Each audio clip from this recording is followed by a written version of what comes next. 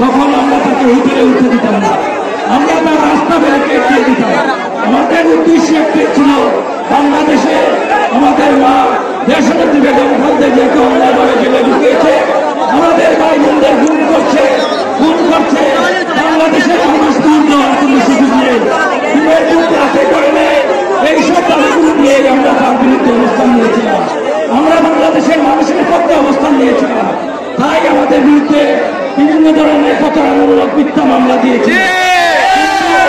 আপনারা যদি দেখেন বিগত 15 বছর আমি আমার ফেসবুক, ইউটিউব এবং ইনস্টাগ্রামে যত কন্টেন্ট দিয়েছি, যত স্ট্যাটাস দিয়েছি, প্রত্যেকটি স্ট্যাটাসে আমি বলেছি এই খুনে হাসিনা জনগণের দাওয়াতে বাংলাদেশ থেকে পালিয়ে যাবে।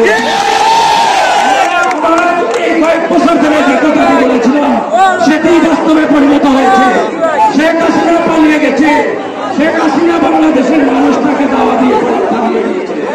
আপনারা জানেন আমাদের নেতা দেশ নায়ক জনাব তারেক রহমান লন্ডনে অবস্থান করেন। আমরা খুব সৌভাগ্যবান, আমরা ওনার আশেপাশে ছিলাম এবং ওনার বক্তব্য, ওনার কথাবার্তা, ওনার চালচলন আমরা দেখেছি।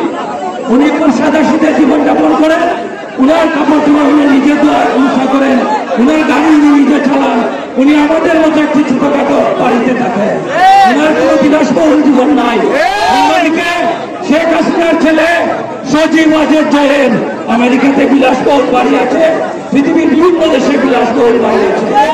আজকে যদি তারেক রহমান বাংলাদেশে আসেন, ঢাকা শহরে থাকার মতো একটি বাড়ি নেই, এটাই সত্য।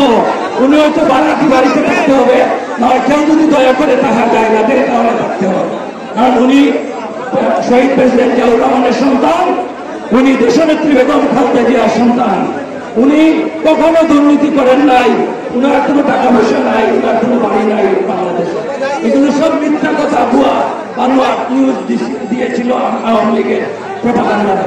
কিন্তু দীর্ঘ 15 বছর হাসিনা ক্ষমতায় থাকার পরেও একটা মামলাও সে মামলাতে তারেক রহমানের পক্ষে বিপক্ষে আমি আসলে খুব ক্লান্ত। আপনাদের সাথে